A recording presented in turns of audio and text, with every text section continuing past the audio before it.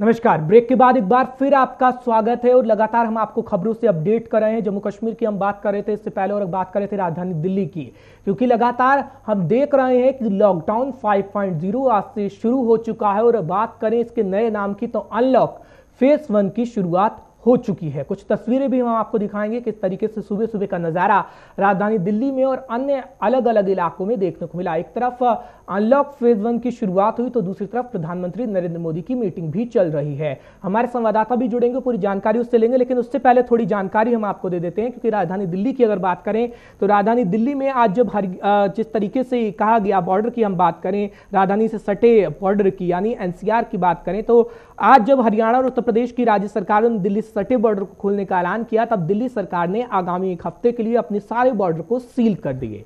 Media को संबोधित किया अरविंद केजरीवाल ने, कुछ देर पहले उनकी प्रेस कॉन्फ्रेंस आई थी और उसमें उन्होंने संबोधित करते हुए कहा कि दिल्ली वासियों से उन्होंने ये पूछा कि दिल्ली के बॉर्डर खोले जाने के लिए आप क्या बोलते हैं, आपके क्या सुझाव हैं। जो सुझाव उन्होंने मांगे हैं, लोगों को ये सुझाव शुक्रवार को शाम 5 बजे तक देने होंगे। साथ ही ऐलान किया गया है कि आज से एक हफ्ते के लिए फिलहाल हम बॉर्डर को सील कर रहे हैं, ये दिल्ली के मुख्यमंत्री केजरीवाल कहते हैं। और अरविंद केजरीवाल ने राज्य की जनता से सलाह भी मांगी है और सलाह मांगते हुए कहा गया है कि शुक्रवार शाम 5 बजे तक उन्हें जवाब देना होगा या फिर वो सुझाव अपने तरीके से यानी दे सकते हैं कि क्या कुछ सुझाव उनके रहेंगे।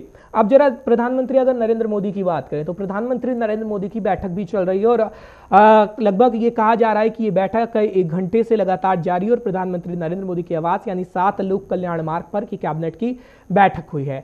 30 मई को प्रधानमंत्री नरेंद्र मोदी का दूसरा कार्यकाल का जो था वो पहला साल पूरा हुआ। इसके बाद ये कैबिनेट की पहली बैठक है और इस पर पूरी उम्मीद जताई जा रही है कि कई बड़े फैसले प्रधानमंत्री नरेंद्र मोदी की अध्यक्षता वाली मीटिंग में लिए जा सकते हैं।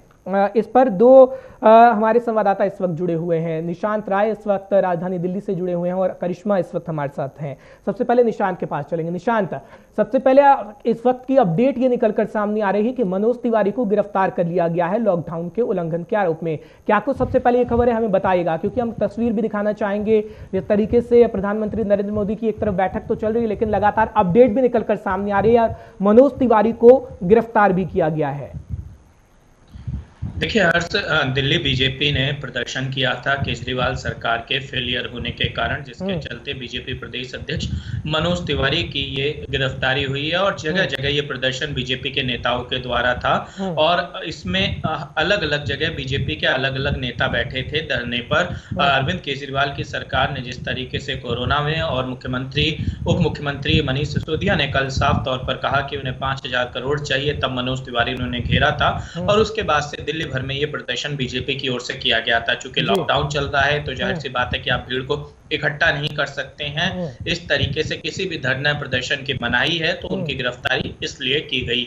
और अगर बात करें अभी के अपडेट की तो मुख्यमंत्री केजरीवाल ने जैसे ही घोषणा की दिल्ली के बॉर्डर सील कर दिए जाएंगे। इस समय डीएनडी इस पर बहुत ज्यादा जाम देखने को मिल रहा है। कुछ इसी तरीके से गाजीपुर बॉर्डर पर भी धीरे धीरे जाम बढ़ता हुआ दिखाई दे रहा है। कुल मिलाकर इस पर पूरी बातचीत करेंगे, लेकिन फटाफट अपडेट अपने दर्शकों को दे दे। जिस तरीके से मनोज तिवारी का अपडेट हमने दिया, करिश्मा के पास जाएंगे। करिश्मा, इस वक्त जो मीटिंग चल रही है प्रधानमंत्री नरेंद्र मोदी की, उसमें क्या कुछ अपडेट निकलकर सामने आ रहा है, क्योंकि 1 घंटे से मीटिंग लगातार जारी है। फटाफट अपडेट लेंगे फिर पूरी दिल्ली एनसीआर की बातचीत। जी बिल्कुल। अब हर्ष, आज जो मीटिंग चल रही है कैबिनेट की बहुत ही अहम मानी जा रही है, क्योंकि जिस तरीके से देखा जा रहा है कि मोदी कार्यकाल का जो दूसरा कार्यकाल है उसके 1 साल पूरे होने के बाद ये पहली कैबिनेट बैठक है और ऐसे में तमाम ऐसे मुद्दे हैं जिन पे आज इसमें किसानों को भी बड़ी राहत मिल सकती है और करीब 2 अध्यादेश ऐसे बताए जा रहे हैं जिसके चलते किसानों को राहत मिल सकती है। पहले तो ये है कि उसमें जो तमाम किसानों के जो अनाज होता है उन्हें कहीं भी बेचने की उन्हें छूट मिले, साथ ही जो भंडारण की सीमा होती है उसे भी खत्म करने की मांग की गई है। तो ये 2 अहम अध्यादेश हैं जिन पे चर्चा की खबर आ रही है। और वहीं दूसरी तरफ जिस तरीके से आर्थिक मोर्चे पर लगातार देश के सामने एक चुनौती है उसे लेकर भी चर्चा हो रही है। वहीं तीसरी जो अहम चीज इस बैठक में चर्चा का मुद्दा बना हुआ है वो है चीन। लद्दाख पर जिस तरीके से चीन की गतिविधियां चल रही है उसे लेकर लगातार चर्चा की खबर सामने आ रही है। बिल्कुल, निशान के पास चलेंगे। अपडेट हमने लगातार आपको दे दी अपने अपने दर्शकों को कि मनोज तिवारी को एक तरफ गिरफ्तार किया गया तो दूसरी तरफ प्रधानमंत्री नरेंद्र मोदी की मीटिंग चल रही है। अब जरा बात करेंगे दिल्ली एनसीआर की, क्योंकि निशांत इससे पहले आप बॉर्डर एरिया की कुछ तस्वीर बयां कर रहे थे और कुछ बता रहे थे कि किस तरीके से बॉर्डर एरिया पर अब जाम लगना शुरू हुआ है, क्योंकि अब बॉर्डर सील कर दिए गए हैं राजधानी दिल्ली के। बिल्कुल, राजधानी दिल्ली के बॉर्डर सील करने की बात मुख्यमंत्री अरविंद केजरीवाल ने की है और डीएनडी पे तो पहले से ही जाम था, चूंकि अनलॉक पहला ये जो सरकार का है वो खुला है और उसके बाद से इस तरीके की स्थिति देखने को मिल रही है। और सबसे बड़ी बात है कि जिस तरीके से केंद्र सरकार की गाइडलाइन आ रही है, राज्य सरकार अपनी गाइडलाइन बना रहे हैं, इसमें जो आम आदमी है हर्ष वो पिसता हुआ नजर आ रहा है। अगर कोई गाजियाबाद में रहता है, उसकी दिल्ली में जॉब है, या कोई दिल्ली में रहता है उसकी गाजियाबाद या किसी अन्य एनसीआर के शहरों में जॉब है, तो एक तरफ तो आप कंपनियां खोलने की बात कर रहे हैं, दूसरी तरफ आप कहते हैं कि आप केवल एसेंशियल सर्विस को जाने देंगे। आखिर सरकार की मंशा क्या है, इस पर सवाल उठता है, क्योंकि जब भी कंपनीज खुलती हैं तो उनकी उम्मीद होती है 100% एम्प्लॉय की। आप बात कर रहे हैं कि एम्प्लॉय आ सकते हैं, जब सरकारी एम्प्लॉय आ सकते हैं तो हर आप समझ सकते हैं कि जो प्राइवेट जॉब करने वाले हैं उनको भी ऑफिस जाना होता है, और ऐसे में आप प्राइवेट जॉब वाले लोगों को बॉर्डर क्रॉस नहीं करने दे रहे हैं। दूसरी तरफ आप कह रहे हैं कि अब अर्थव्यवस्था को मजबूत करने के लिए आप लोगों को आगे बढ़कर आना होगा। जो राज्यों में एक तरह से आप कह सकते हैं कि एक तरह से तन्मयता होनी चाहिए थी, जो राज्यों में एक तरह से एक दूसरे में बेहतर संबंध होने चाहिए थे और समझना चाहिए था, उसकी कमी नजर आ रही है, जिसके चलते अब बॉर्डर तो सील हो चुका है, लेकिन वो तमाम लोग जो आज सुबह दिल्ली ड्यूटी करने गए थे, पहले तो गाजियाबाद आते हुए परेशान होंगे, और जिनको कल जाना होगा या अब दिल्ली जाना होगा उनको परेशानी होगी। यानी कि कोई भी जो फैसला है वो नागरिकों को ध्यान में रखकर नहीं लिया जा रहा है, जिसके चलते बॉर्डर पे लोगों को कहीं ना कहीं परेशानी होगी। निशांत करिश्मा भी इस वक्त हमारे साथ जुड़ी है। करिश्मा, जिस तरीके से लोगों को निशांत बता रहे हैं कि लोगों को कहीं ना कहीं परेशानी होगी, क्योंकि हमने देखा है कि अक्सर नोएडा की ओर जो दिल्ली के लोग हैं वो रुख करते हैं, गाजियाबाद की ओर रुख करते हैं और वहां से दिल्ली का रुख करते हैं, क्योंकि ज्यादातर कंपनियां दिल्ली एनसीआर में हैं और वहां पे आना जाना लगा रहता है, लेकिन लोगों को परेशानी हो रही है। और लेकिन दिल्ली सरकार ने लोगों के लिए ही कहा है और लोगों से ही कहा है कि आप सुझाव दीजिए। शुक्रवार शाम 5 बजे तक सुझाव मांगे गए हैं। बिल्कुल, लेकिन हर्ष, जिस तरीके से पिछले कुछ दिनों की बात करें, लॉकडाउन 4 की बात करें, तो जब केंद्र सरकार की तरफ से गाइडलाइन जारी की गई थी तो साफ तौर पे कहा गया था कि 2 राज्य आपसी सहमति से डिसाइड कर सकते हैं कि बॉर्डर पे आवाजाही को इजाजत दी जाए या ना दी जाए। लेकिन बावजूद उसके अगर लॉकडाउन 4 की बात करें तो तमाम दिल्ली नोएडा का बॉर्डर हो, चाहे दिल्ली हरियाणा का बॉर्डर हो, इन पे कंफ्यूजन बनी हुई है और तमाम लोग ऐसे हैं जो बॉर्डर पर डेली जाते हैं और घंटों ट्रैफिक में फंसे रहते हैं। लेकिन दोनों ही सरकारों की तरफ से कोई भी आपसी समझौता इस तरीके से नहीं किया गया कि लोगों की ये मुसीबत कम हो सके। और कहीं ना कहीं जो सरकार है उसके पास एक कोई पहले से प्लान दिखाई नहीं दे रहा है, ऑन द स्पॉट कोई भी डिसीजन लिया जा रहा है और उसे अप्लाई भी कर दिया जा रहा है, और इसके चलते कहीं ना कहीं जो आम जनता है उससे बहुत ज्यादा परेशानी हो रही है। यही करिश्मा, यही तो देखने को मिल रहा है, क्योंकि केजरीवाल सीधे सीधे जनता को कह रहे हैं कि आप सुझाव दीजिए। कोई प्लान पूरी तरीके से खाका तैयार नहीं है। हालांकि केजरीवाल धीरे धीरे छूट तो दे रहे हैं, लेकिन हम देख रहे हैं किस तरीके से मामले बढ़ रहे हैं। आने वाले दिनों में ये मामले और बढ़ेंगे, वैज्ञानिक कह चुके हैं। जी, लेकिन जिस तरीके से दिल्ली में स्थिति बनी हुई है, और अगर बॉर्डर की बात करें तो दिल्ली एनसीआर में तमाम ऐसे लोग हैं जिन्हें रोजाना आने जाने की जरूरत पड़ती है, उनके ऑफिसेज हैं, वो काम करते हैं और बिना आवाजाही उनका काम पूरा नहीं हो सकता। तो कहीं ना कहीं सरकार को समझना है कि दिल्ली एनसीआर को वो अगर वो चाहते हैं कि दिल्ली की जनता को वो सहूलियत मिले, कोई दिक्कत ना हो, तो उन्हें अपने पड़ोसी राज्यों से इसे लेकर डिस्कस करने की जरूरत है, आपस में बात करने की जरूरत है कि आखिर किस तरीके से इस मसले को हल किया जाए कि लोगों को इस तरीके से दिक्कत ना हो। अगर आपको बॉर्डर सील भी करना है, जरूरत पड़ती है उसकी, तो आप उसके लिए एक प्रॉपर प्लान तैयार करें और लोगों को उसके बारे में जानकारी दें, ऑफिस से उस तरीके से बात करें ताकि अगर लोग अपने ऑफिस ना जाए तो कोई दिक्कत ना हो। तो एक प्रॉपर गाइडलाइन होने की जरूरत है जिससे लोग इस तरीके से घंटों बॉर्डर पे जिस तरीके से भीड़ लगी होती है, वहां पर अगर आप देखें तो सोशल डिस्टेंसिंग की धज्जियां उड़ती हुई दिखाई देती है। बिल्कुल, यानी सोशल डिस्टेंसिंग की धज्जियां उड़ती हुई दिखाई देती है। करिश्मा, निशांत भी इस वक्त हमारे साथ है। निशांत, जिस तरीके से करिश्मा कह रही है सोशल डिस्टेंसिंग की धज्जियां दिखाई देती हैं, लेकिन अगर हम पुलिस प्रशासन की बात बात करें पुलिस प्रशासन अपना काम कर रहा है, लेकिन हरियाणा और उत्तर प्रदेश की अगर बात करें, उत्तर प्रदेश में हमने देखा कि पिछले दिनों किस तरीके से एकदम अचानक बॉर्डर को सील कर दिया गया, लोग बेहद परेशान हुए। हरियाणा में हमने देखा हरियाणा सरकार कहती है कि दिल्ली से हमें खतरा है, तो तालमेल कहीं भी नजर नहीं आ रहा। अभी करिश्मा कह रही थी कि तालमेल बिठाने की बेहद जरूरत है।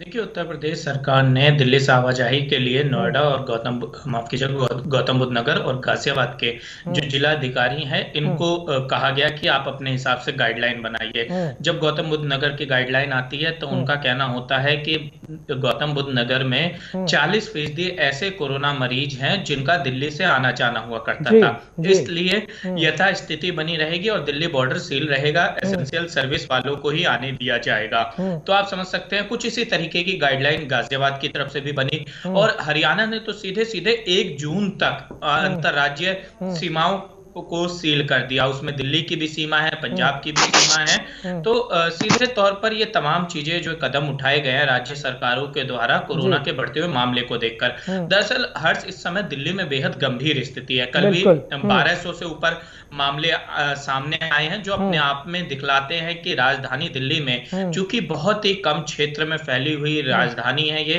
और लगभग 2.25 करोड़ की आबादी है राजधानी की, और 2.25 करोड़ की आबादी में अगर 1200 से ऊपर पेशेंट आ रहे हैं एक दिन में, तो ये अपने आप में बेहद गंभीर स्थिति है। अगर बात की जाए उत्तर प्रदेश की तो जाहिर सी बात है कि 22 करोड़ की जनसंख्या वाला प्रदेश है, लेकिन यहाँ पर भी जो मरीजों की संख्या है वो सैकड़ों में है, लेकिन दिल्ली में मरीजों की संख्या हजारों में पहुंच गई है, और ऐसा ही कुछ महाराष्ट्र में है। तो जाहिर सी बात है कि दिल्ली से ये तमाम राज्य के जो मुख्यमंत्री हैं, जो तमाम राज्य के अधिकारी हैं, उनको ये डर लग रहा है कि दिल्ली से ये वायरस जो है उनके राज्यों में स्प्रेड ना हो जाए। बिल्कुल, चलिए ये तो बात हुई निशांत, इस तरीके से अनलॉक की हम बात करें, आज पहला दिन है। करिश्मा, इस तरीके से हम देख रहे हैं राजनीति भी कहीं ना कहीं हो रही है, क्योंकि उप मुख्यमंत्री की अगर बात करें दिल्ली के, मनीष सिसोदिया कहते हैं कि हमें उतना पैकेज नहीं दिया गया जितना राजधानी दिल्ली को मिलना चाहिए था, भेदभाव राजधानी दिल्ली के साथ किया गया है। ऐसी सिचुएशन में जब पूरा देश कोरोना संकट से लड़ रहा हो, राजनीति कितनी सही है? क्योंकि हम अलग अलग राज्यों में देख रहे हैं किस तरीके से तमाम मंत्री राजनीति कर रहे हैं, लेकिन अब दिल्ली भी इससे अछूता नहीं रहा। दिल्ली में हम शुरू से ही देख सकते हैं कि किस तरीके से लगातार चाहे दोनों सरकारें हो आपस में एक दूसरे को घेरने में लगी हुई है, चाहे दिल्ली सरकार हो या फिर बीजेपी सरकार हो। लेकिन सवाल ये उठता है कि जब दिल्ली इस समय इतने बड़े संकट से जूझ रहा है और दिल्ली में जिस तरीके से मामले बढ़ रहे हैं, अब तो 1200 से ज्यादा मामले एक दिन में आ रहे हैं, तो आप इसी से अंदाजा लगाइए कि कितने खतरनाक स्तर पे कोरोना फैलता जा रहा है। लेकिन बावजूद इसके लगातार जो दोनों सरकारों के बीच तालमेल होनी चाहिए, उसके बावजूद दोनों सरकार एक दूसरे को ब्लेम करने में लगी हुई है। चाहे अभी देखा जाए कि दिल्ली सरकार ने किस तरीके से केंद्र सरकार से 5000 करोड़ रुपए की मदद मांगी, वहीं इसे लेकर बीजेपी अब दिल्ली सरकार को घेरने में लग गई। मनोज तिवारी लगातार निशाना साध रहे थे, लेकिन सवाल ये उठता है कि क्या इस समय इस चुनौती की घड़ी में एक दूसरे से को सिर्फ राजनीति के तौर पे देखना और राजनीति करना कितना सही होगा? अगर आप दिल्ली एक ऐसा राज्य है जहां पर दोनों सरकारों की बहुत ज्यादा भूमिका होती है, चाहे केंद्र सरकार हो या राज्य सरकार हो, ऐसे में जब दोनों का तालमेल आपस में नहीं होता है तो कहीं ना कहीं इसका खामियाजा दिल्ली के लोगों को भुगतना पड़ता है। और यही वजह है कि दिल्ली में जिस तरीके से लगातार मामले बढ़ते जा रहे हैं वो एक बड़ी चुनौती बना हुआ है। क्योंकि राजस्व की बात करें तो पिछले कुछ दिनों से लगातार दिल्ली के राजस्व को लेकर चिंता बढ़ी थी, और किस तरीके से पहले भी दिल्ली के सीएम अरविंद केजरीवाल कह चुके थे कि दिल्ली में राजस्व की कमी है, और इसी के चलते उन्होंने शराब की दुकानों को खोलने का भी हवाला दिया था और कहा था किस तरीके से प्राइसेस को बढ़ाने की बात कही गई थी। लेकिन सभी को अगर मिला के देखा जाए तो कहीं ना कहीं इस समय बहुत ज्यादा जरूरी है कि सरकार आपसी तालमेल करके ही इस खतरनाक महामारी को कम कर सकती है, और साथ ही जो इस समय संकट आ रहा है आर्थिक मोर्चे पर, उससे भी निपटने के लिए जरूरत है कि वो आपस में बातचीत करके तालमेल बना के इस संकट को कम करें, बिल्कुल, यानी ना कि आपस में बातचीत करनी होगी कहीं ना कहीं। करिश्मा, निशांत, अब जरा स्वास्थ्य सुविधाओं की भी बात करते हैं, क्योंकि हम देख रहे हैं जिस तरीके से केजरीवाल ने भी कहा कि कोरोना संक्रमित जो मरीज थे वो राजधानी दिल्ली में भी आ रहे थे। तो अगर हम स्वास्थ्य सुविधाओं की बात करें, राजधानी दिल्ली में केजरीवाल सरकार लगातार ये कह रहे हैं कि पूरी हमारे पास अगर बात करें वेंटिलेटर उपलब्ध हैं और पूरी तरीके से स्वास्थ्य सुविधाएं हैं राजधानी दिल्ली में, लेकिन कहीं ना कहीं तमाम तस्वीरें भी ऐसी निकलकर सामने आ रही है जब राजधानी दिल्ली की जो ग्राउंड जीरो पर जो तस्वीर होनी चाहिए थी वो नहीं निकलकर सामने आ रही। देखिए, मुख्यमंत्री केजरीवाल ने आज से 4 से 5 दिन पहले एक प्रेस कॉन्फ्रेंस की थी जिसमें उन्होंने लगभग बताया था कि 3500 के आसपास प्राइवेट 4500 के आसपास सरकारी और प्राइवेट हॉस्पिटल में मिलाकर बेड हैं। उनमें से कुछ बेड ऑक्सीजन वाले हैं। इसके अलावा जीटीबी में 1500 ऑक्सीजन वाले बेड का इंतजाम किया जा रहा है। और अगर इन सबको मिला दिया जाए, अगर हम जीटीपी के भी 1500 बेड ऑक्सीजन वाले मान ले तो 6000 के आसपास ये संख्या बढ़ रही है। दिल्ली में एक दिन में कोरोना मरीजों की संख्या कितनी बढ़ रही है? सीधे तौर पर 1200, 1000। और उस प्रेस कॉन्फ्रेंस के करने के बाद से 3 दिन हम देखें तो लगातार 1000 से ऊपर संख्या रही है। 1000 से ऊपर संख्या होने के बाद दिल्ली सरकार ने होम क्वारंटाइन की जो बात कही है, बहुत ही कम पेशेंट ऐसे हैं जो एकदम नॉर्मल हैं, जो होम क्वारंटाइन हो सकते हैं। और जो बुजुर्ग हैं, जो बड़े हैं, जिनको तमाम तरह की तकलीफें हैं या पहले से कोई बीमारी है, उनका इस बीमारी के दौरान हॉस्पिटल जाना जरूरी है। जब हर इतनी बड़ी संख्या में मरीज रेगुलर आ रहे हैं तो आप समझ सकते हैं कि स्थिति मैक्सिमम हम 1 हफ्ते तक सरकार संभाल सकती है। और 1 हफ्ते तक अगर मरीजों की यही संख्या रही तो आप समझ सकते हैं कि स्थिति 1 हफ्ते के बाद कितनी विकट हो सकती है। और इस विकट स्थिति से निपटने के लिए सरकार के पास अभी कोई ठोस प्लान नहीं है, क्योंकि जीटीबी का भी जो 1500 बेड ऑक्सीजन वाले जो बेड लगाने की बात कही गई है, अभी भी वो पूरी तरीके से कंप्लीट नहीं हुआ है। ऐसे में अगर मरीजों की तबीयत एक साथ बिगड़नी शुरू होती है तो उनको कहां ले जाया जाएगा, किस तरीके से उनको ट्रीटमेंट किया जाएगा, इसका जवाब अभी सरकार यानी पूरी व्यवस्था नहीं है। निशांत, करिश्मा आपके पास भी आएंगे। जिस तरीके से निशांत बता रहे हैं कि स्वास्थ्य सुविधाओं को लेकर पूरा एक खाका तैयार नहीं है। अगर आगे आने वाले दिनों की बात करें, 8 जून के बाद की बात करें, दिल्ली सरकार जिस तरीके से छूट दे रही है, क्या उसके खाके की बात करें, उसका खाका दिल्ली सरकार सही से तैयार कर सकेगी? क्योंकि स्कूलों को खोलने की बात सामने आ रही है, धार्मिक स्थलों को खोलने की बात सामने आ रही है, लेकिन उस बीच भी तेजी से कोरोना संक्रमण के मामले बढ़ेंगे। तो निशांत ने जिस तरीके से बताया कि बेड की सुविधा उतनी नहीं है, क्या कुछ दिल्ली सरकार का आगे खाका तैयार करने वाला रहना होगा? क्योंकि कहीं ना कहीं कमी तो है।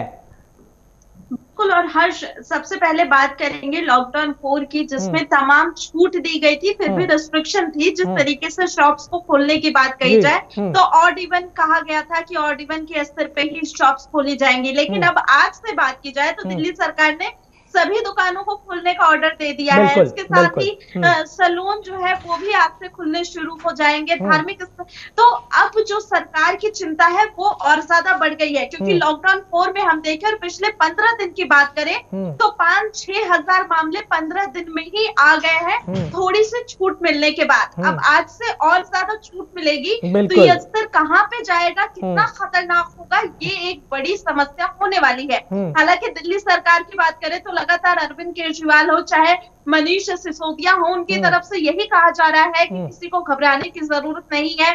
दिल्ली में अगर मामले बढ़ रहे हैं तो रिकवरी रेट भी काफी अच्छी है, लेकिन अगर मामले इसी तरीके से बढ़ते रहेंगे तो सरकार की व्यवस्थाएं कब तक काम आएंगी और कितनी व्यवस्था सरकार कर पाएगी? क्या इस समय सबसे ज्यादा जरूरी नहीं है कि मामलों को पहले ही बढ़ने से रोका जाए?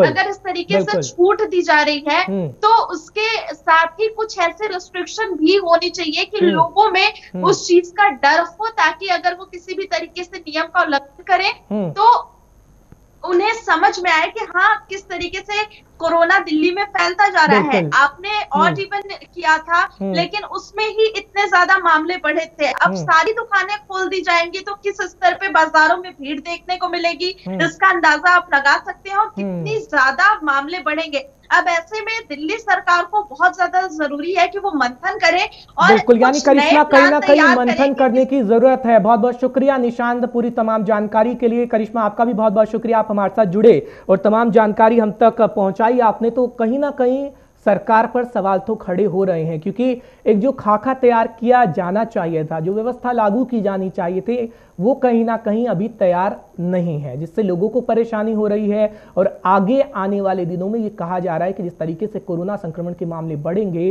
भयानक स्थिति देखने को मिलेगी। लेकिन आपको जागरूक रहना है और आपको छोटी छोटी सावधानी बरतनी है, सतर्कता बरतनी है, ताकि आप ये जो कोरोना की जो लड़ाई है, इस जंग को, जो लंबी लड़ाई है, उसको लड़ सकेंगे। बहरहाल एक ब्रेक ले रुकेंगे, ब्रेक के उस पार भी खबरों का सिलसिला लगातार जारी रहेगा।